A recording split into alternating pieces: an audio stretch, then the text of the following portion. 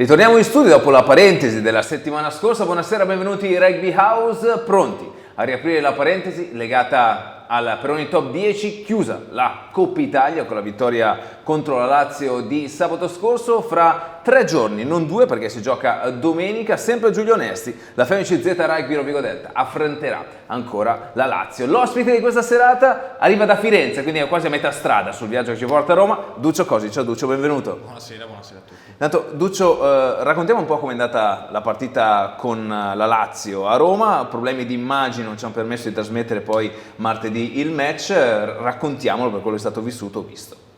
Allora, io non sono stato nella partita perché avevo un piccolo problema fisico che non mi ha permesso di andare in trasferta con i miei compagni. Abbiamo comunque rivisto la partita e analizzato. Duccio, diciamo che le immagini c'erano, erano particolarmente brutte, esatto. È per quello che non le abbiamo trasmesse. Certamente, no, sono arrivate delle immagini, insomma, era difficile anche fare videoanalisi, diciamo, su queste immagini. Però è stata una partita dove abbiamo cercato di portare, diciamo, un nuovo approccio alla partita, cercando di sviluppare molto di più il nostro attacco, di muovere più il pallone, che magari nelle ultime partite c'era venuto un pochino meno, e di fatti abbiamo creato molte occasioni. D'altro canto però siamo consapevoli che la partita non è andata come volevamo, perché non siamo riusciti a imporci al 100%, specialmente con il nostro gioco fisico, con il nostro gioco degli avanti. Non abbiamo segnato quanto avremmo voluto e potuto. Però tutto sommato era una gara che doveva darci delle nuove certezze, e ce le ha date, perché stiamo trovando un'alchimia abbastanza costruita, anche girando molti ragazzi della squadra, e quindi insomma questo era importante, e ritornare alla vittoria dopo la sconfitta di Calvisano. Ecco, parlavi di Calvisano, guarda, te lo avrei chiesto io, tu sei stato un protagonista di quel match. La settimana scorsa abbiamo parlato con altri colleghi in giro per l'Italia, abbiamo fatto una panoramica più ampia di quello che è il movimento, diciamo il nostro movimento. Calvisano, qualche riflessione? Che tipo di feedback ha lasciato quel match? Cosa ci ha detto? Cosa ci ha insegnato? Credo che nell'analisi della partita di Calvisano si debba guardare un po' a 360 gradi qual era la nostra situazione, perché noi venivamo comunque da settimane di lavoro non facili, con molti ragazzi costretti ai box per via di quarantene, casi di positività, e quindi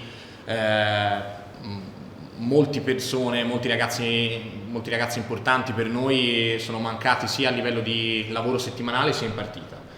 E comunque ce la siamo giocata fino alla fine con un Calvisano che invece è arrivato al completo. Sappiamo che giocare a Battaglini significa dover vincere, e quindi la sconfitta è stata comunque qualcosa di negativo, però non si deve guardare soltanto le cose negative. Probabilmente in quella gara ci è mancato un pochino la nostra dinamicità, abbiamo spostato un po' poco il pallone, appunto, e abbiamo sbagliato qualche momento chiave della partita che ci poteva far sbloccare il risultato, magari superarli quando siamo ritornati sul 12 pari, e quindi siamo mancati in dei momenti della partita che poteva girarsi a nostro favore. Abbiamo comunque giocato alla pari, sapendo di essere in difficoltà, ma mettendo in campo tutto e comunque dimostrando di essere vivi. Ecco, tu hai alzato una riflessione riguardo alla settimana, Duccio, no? Perché si guarda sempre la partita, chi gioca, chi non gioca, ma essere competitivi, sfidarsi per un ruolo da titolare, sono degli aspetti molto importanti nella progressione verso il match. È ovvio, come dicevi tu, in quel momento in cui il Covid si è abbattuto, insomma, su di noi, c'è stata anche questa difficoltà. Le scelte non dico che erano quasi obbligate, ma mancava quella competizione. Certamente, innanzitutto in quelle settimane sono venuti a mancare anche dei personaggi importanti per la squadra, dei leader, penso a Teo Ferro, il capitano, Rugge, Siro, insomma persone che all'interno della settimana riescono a mantenere alti gli standard di allenamento, e quindi lavorare in campo senza figure importanti per la squadra diventa comunque più difficile. Noi d'altro canto ci siamo preparati comunque molto bene, sia la partita con Colorno sia quella con Calvisano che a Roma, quando sono ritornati i ragazzi. È chiaro che la preparazione della partita è più difficoltosa, in campo spesso non si hanno numeri per fare un'opposizione completa e quindi provare dei nuovi movimenti, provare l'alchimia della squadra viene più difficile e appunto mancando alcuni personaggi chiave in alcune situazioni anche della partita, la gestione della stessa diventa più difficoltosa. Duccio, quindi la famosa competizione interna quanto conta nella preparazione appunto di un match, ma te lo chiedo da giocatore, cioè nel senso quanto possono essere importanti gli stimoli, come si fa ad autostimolarsi? Ecco. Partiamo dicendo che è molto importante. È abbastanza scontato e banale dirlo, però non lo è affatto poi quando si mette in pratica e quando si vive, diciamo, nel quotidiano la competizione all'interno di una squadra. Io sono venuto a Rovigo sapendo di mettermi in un contesto di alto livello e dove nel mio ruolo, ad esempio, c'è tantissima competizione.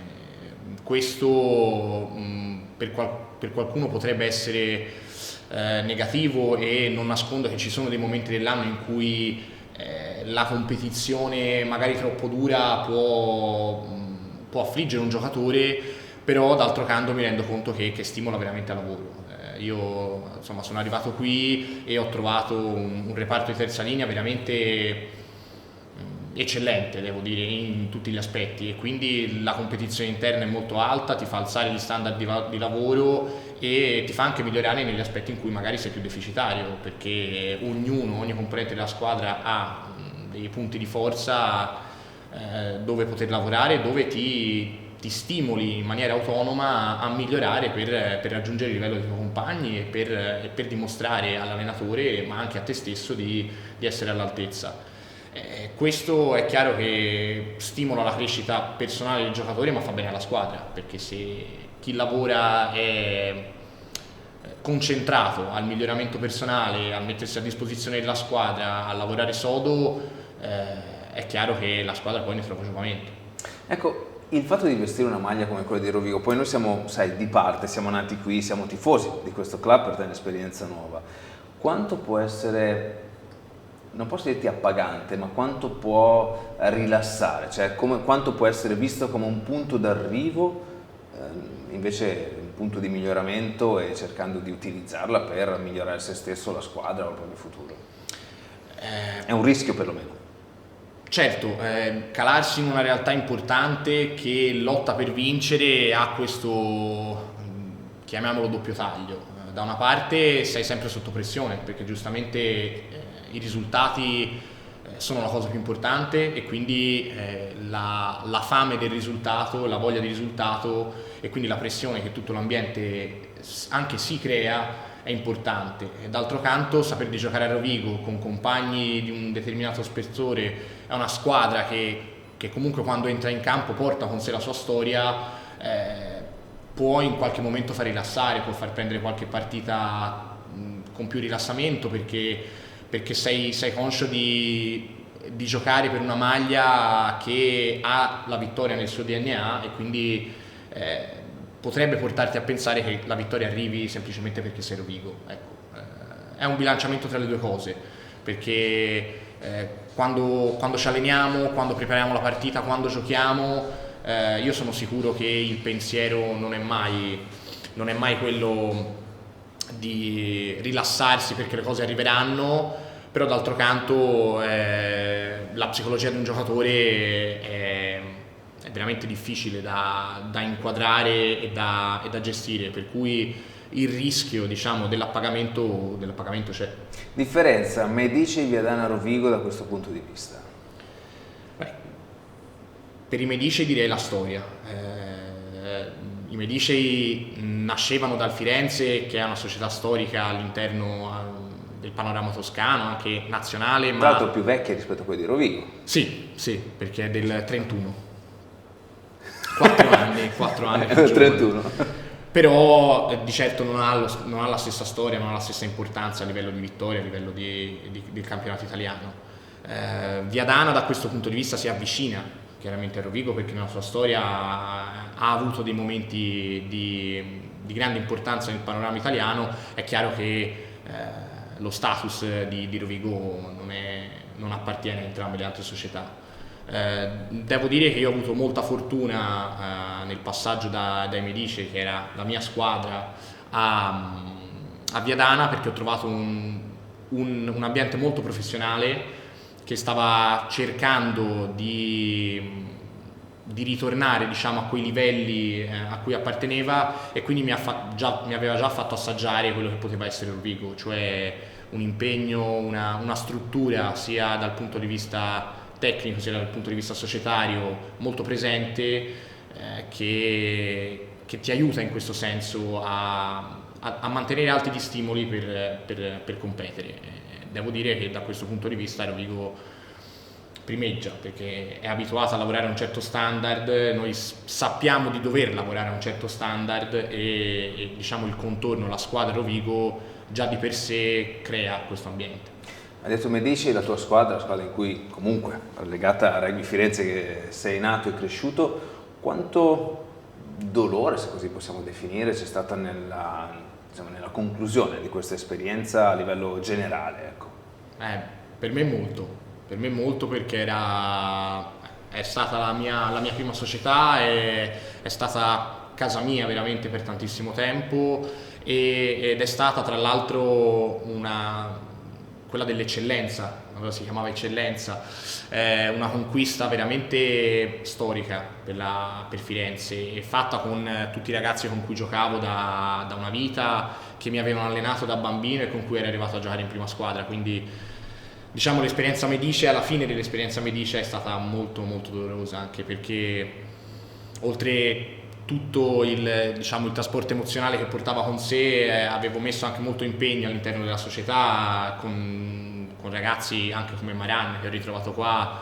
Eravamo veramente all'interno della società a aiutare in qualità di allenatori le giovanili, a dare una mano anche alle squadre seniores che militavano in Serie C e in Serie A, e quindi comunque c'era un gran lavoro dietro, e vederlo finire così, insomma, è stato abbastanza doloroso. Ok, molto legato ai Medici, anche se bisogna dire che tu sei un fiorentino anomalo, perché calcisticamente sono della sponda opposta rispetto ai Viola. Che non è l'Empoli? No, che non è l'Empoli, ma sono bianco-nero, qui, di famiglia. Tu adesso hai avuto questa esperienza a Firenze, Viadana, adesso Rovigo. Secondo te questa instabilità che purtroppo si percepisce in giro, diciamo, nel rugby italiano, come può essere risolta, se può essere risolta, o una tua idea a riguardo? Sicuramente è un tema molto complesso, perché io, da quello che ho visto appunto sia girando società, ma in generale vivendo i campionati italiani, la sensazione è che veramente questo sport in Italia viaggia a livello del dilettantismo. Quindi è molto difficile trovare delle realtà e delle società strutturate che lavorino in maniera sostenibile per puntare a un vero alto livello.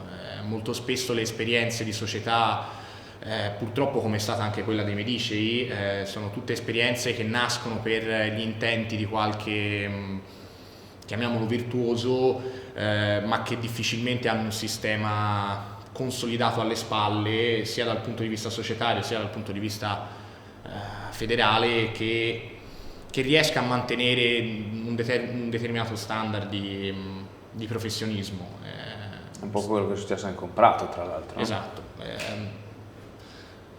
È chiaro che sono delle dinamiche molto complesse, e credo che servano veramente del personale competente. Non si può parlare di sport e agire sulle società e l'organizzazione delle società semplicemente per amore dello sport, ma bisogna essere competenti e avere un background non soltanto sportivo, ma anche economico, una preparazione economica, societaria di un certo tipo. Per ora quello che io ho visto all'interno del panorama rugbyistico italiano è una situazione generale molto dilettante, molto dilettantistica, e in cui si fa veramente fatica a creare una struttura sostenibile di professionismo. Quindi, ragionando su quello che mi hai detto tu, Duccio, qual è la tua idea di massimo campionato italiano? Nel senso, qual è l'evoluzione secondo te che dovrebbe percorrere la federazione o il nostro campionato? Ma diciamo che secondo me il requisito base per la partecipazione a un massimo campionato è una sostenibilità, una solidità economica della società che partecipa, e che troppo spesso all'interno del nostro campionato si sono viste delle meteore che hanno lasciato non soltanto diciamo cattivi risultati sportivi, ma anche una cattiva gestione societaria, debiti e altro. Per cui credo che il massimo campionato debba essere la massima espressione dello sport, ma a 360 gradi, non è soltanto il campo e i giocatori che fanno sport, ma è la società in toto, e quindi la solidità di un progetto serio che coinvolga non soltanto le prime squadre, ma che coinvolga tutto l'ambiente, e quindi dalle giovanili a tutto il personale che lavora perché la squadra performi. Ecco, forse questo è quello che sta mancando in questo momento al nostro sport in generale, e chiaramente al rugby. Allora, secondo te top 10, top 8, top 6, tua idea? 7, visto che hai fatto 7? Ma direi che andare sotto le 10 squadre o 8 comunque diventa un campionato veramente troppo corto.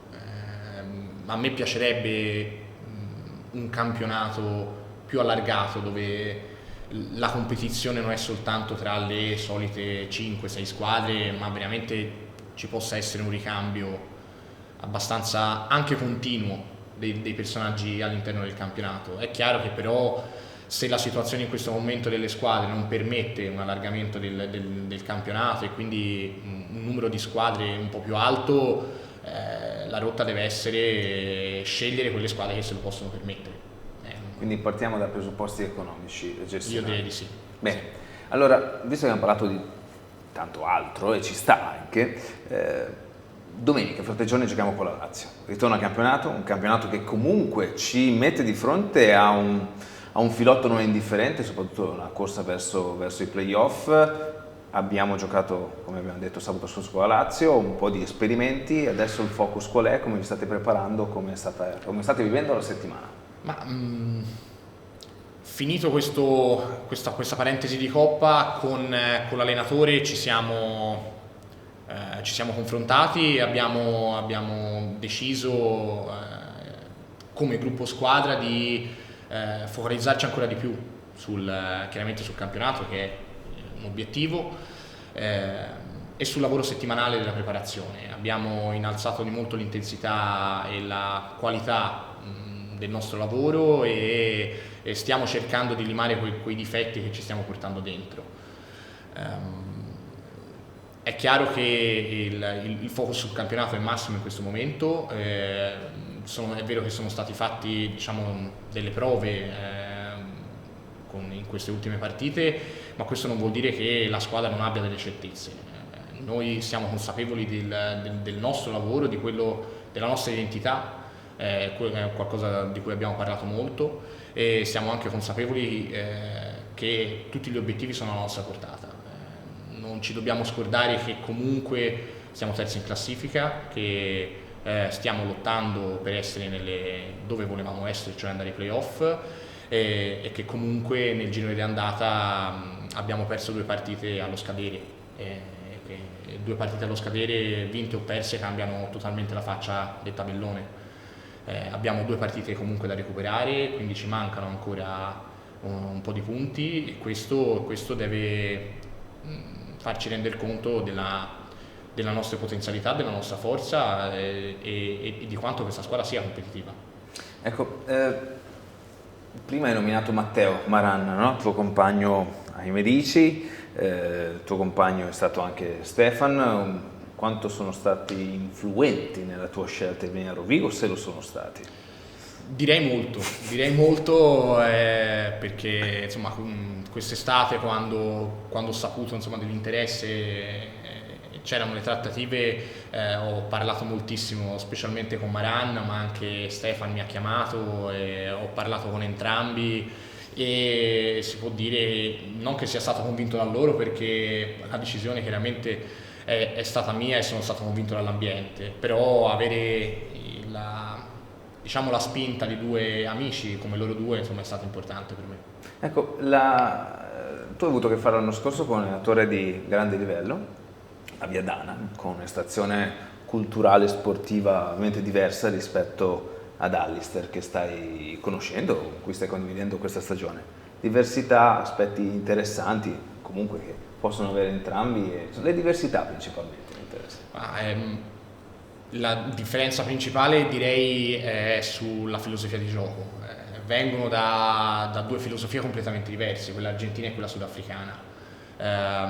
Sono entrambi due allenatori che sono abituati a lavorare a livello internazionale e quindi diciamo l'impianto di lavoro, il loro modo di operare è abbastanza simile. Hanno una grandissima attenzione per quanto riguarda il video, molto attenti ai dettagli, lavorano molto sulla visualizzazione e sull'impianto di gioco, chiaramente poi sviluppandolo in maniera diversa. Da una parte c'è un'indole un po' più sudafricana e quindi più accezione sulla battaglia fisica e sul vincere la collisione, dall'altra parte invece la tendenza forse a spostare un po' più il pallone e a utilizzare il pallone come diciamo apertura degli spazi. Però entrambi diciamo che hanno una filosofia di lavoro molto simile in realtà poi, e questo mi ha aiutato molto a conoscere German l'anno scorso e arrivare qua diciamo già abituato a un determinato modo di lavorare. Il tuo percorso di crescita è praticamente perfetto, no? Medici, Viadana, Rovigo. Perfetto non lo so. Nel senso come crescita, come linearità di crescita, come il prossimo step di Duccio Cosi, diventare giornalista? Ma direi che il prossimo step sarebbe laurearsi e poi sì, vediamo un po' dove ci porta il mondo accademico. E dove vorresti ti portarsi? Sono abbastanza interessato sia al mondo giornalistico e mi piacerebbe continuare gli studi, una magistrale in comunicazione e giornalismo mi piacerebbe molto. Tu studi a Firenze? Sì, ho mantenuto l'Università di Firenze. Riesci a gestire esami, studi, tutto il resto? Sì, io sono prossimo alla laurea, in realtà ora per qualche disguido amministrativo è stata posticipata di qualche mese, ma sì, insomma, ho finito la triennale e sì, sto pensando comunque di continuare gli studi. Ecco, una cosa che ti piace e non ti piace di Rovigo?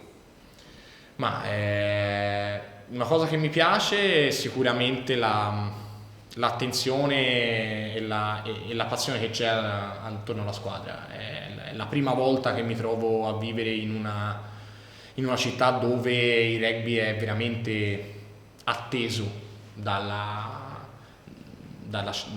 città, cosa che non mi era mai capitata. A Firenze il rugby, per quanto sia grande, diciamo, il movimento attorno al campo sarà sempre oscurato dal calcio e quindi non mi era mai capitato di vivere un ambiente così passionale nei confronti del rugby. Venendo da Firenze è chiaro che la città, diciamo, non è uguale, quindi da questo punto di vista, ecco, forse la cosa più negativa, certo, sì, chiamiamola così. No, ma puoi dire, insomma, adesso noi vogliamo bene a Rovigo, ma paragonando a Firenze, ma ci rendiamo conto che qualche differenza, cioè quartiere differente rispetto a Francesco Menoni, il tuo, sì, vero? Sì. Tu sei? Io sono dei bianchi mentre lui è degli azzurri. Pratichi o no? No, ho fatto soltanto qualche allenamento, ma per via Di del rugby. calcio storico? Sì. Soltanto qualche allenamento, ma per via del rugby non ho mai praticato. Ecco, negli ultimi tempi il movimento toscano sta dando degli ottimi elementi, nel senso sta partorendo tantissimi giocatori. Forse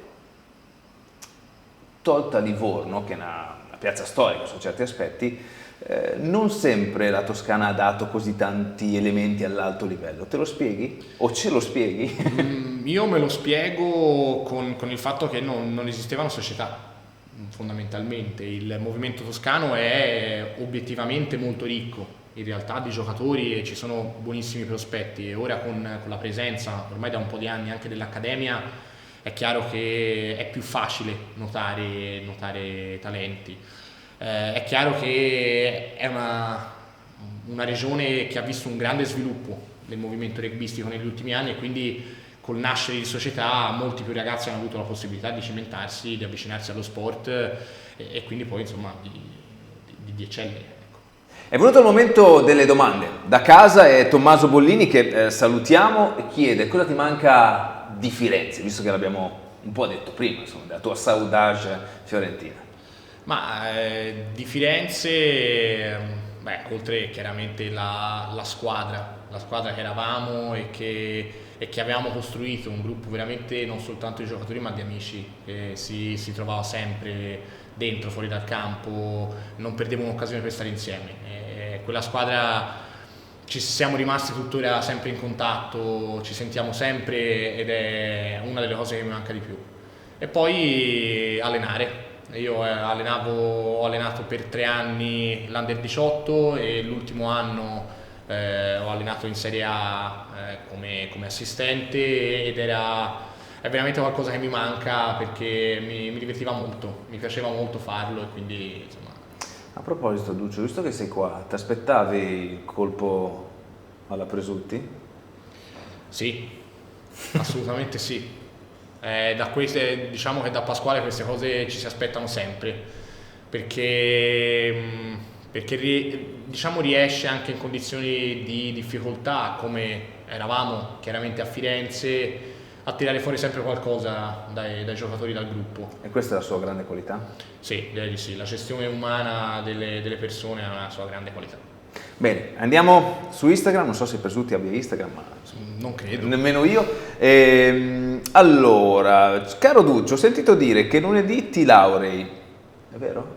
Dovevo, in realtà non mi laureo più lunedì. Niente. Sì. Innanzitutto complimenti, poi la mia domanda è: ci confermi che hai tutti i 180 crediti necessari? Questo, il misfatto è questo. È che... Possiamo saperlo? Sì, certamente. Avevo la discussione della tesi fissata per lunedì il prossimo, però da un controllo amministrativo è saltato fuori che non raggiungevo in realtà i CFU previsti e quindi ho dovuto far slittare la data della discussione di tesi di qualche mese per poter raggiungere i crediti necessari. Insomma, c'è stata una svista amministrativa e... Ok, cose strane. Cose strane che succedono. Certo. E poi, salve Duccio, è vero che in casa non fai nulla, dipende tutto da Fly Leo che cucina, pulisce eccetera, dacci qualche delucidazione rispetto a questo argomento, grazie. È una situazione particolarmente diciamo assestata in casa, in cui io mi occupo di Leo e lui si occupa di se stesso. E quindi della casa? E quindi della casa mi occupo io fondamentalmente. No, in realtà abbiamo questo sodalizio per cui, essendo particolarmente lui imbranato in qualsiasi cosa sia la gestione della casa, io mi occupo un po' più dell'ambiente, ecco. Quindi tu fai una sorta di Jacopo Sarto, il fratello più grande. Esatto, infatti siamo molto in contatto perché per la gestione del parco. Ah, quindi quando dovete condividere certe cose lo fate. Che bello. E poi tu, tanto hai legato molto con Leo comunque, mi sembra. Sì, siamo molto amici. Ecco, è lo stesso Leo che dice: Antonio Romeo, Andrea Trummini, Davide Giazzon, ne puoi salvare 2? Cosa? Ma allora, non salvo me, così siamo a posto. Non salvo Antonio Romeo perché si salva da solo, essendo un poliziotto, esattamente, quindi non ha bisogno di spalle coperte. Bene, allora Duccio, siamo al termine di questa trasmissione, abbiamo parlato parecchio, tanto vuol dire, se tu intraprenderai come auspico e ti auguro, sono sicuro farai la carriera giornalista, avrai modo di esprimerti. Speriamo. In ambito rugbyistico, sportivo, extrasportivo, cosa ti interessa? Mi piacerebbe molto, il giornalismo sportivo è sicuramente una branca che mi piace, che mi appassiona, seguo molto oltre il rugby anche il basket, quindi, sì, quindi insomma, perché no, ecco. Tra l'altro è uno sport molto più evoluto rispetto al nostro, decisamente, sotto anche più semplice da gestire come sport, però Sì, ma anche dal punto di vista analitico, tanti più dati, tante più... Anni luce avanti. Ecco, perfetto, ne parleremo in un'altra puntata di questo. Lucio, grazie mille di essere venuto, è stato un piacere. Vi ricordo la partita domenica, non sabato, con la Lazio. Ci sarà il TMO, magari ne parliamo nelle prossime settimane dell'avvento, anche nel primo top 10, non solo in semifinale del TMO, perché comunque è una novità, diciamo, di questa seconda parte di stagione. Ricordiamo un po' di appuntamenti. Rodrigo gioca domenica, quindi fra 3 giorni a Giulio Nesti con la Lazio, poi giocherà sabato 5 febbraio in casa con Calvisano, poi l'anticipo in diretta Rai venerdì 11 febbraio a Parma contro Colorno, giusto insomma per mettersi un po' avanti e darvi un po' il planning delle prossime giornate di campionato. Ovviamente sempre Forza Rovigo, ci vediamo a Giulio Nesti domenica, sempre, per riprendere questo cammino insieme verso la primavera. Rosso-blu, buonanotte!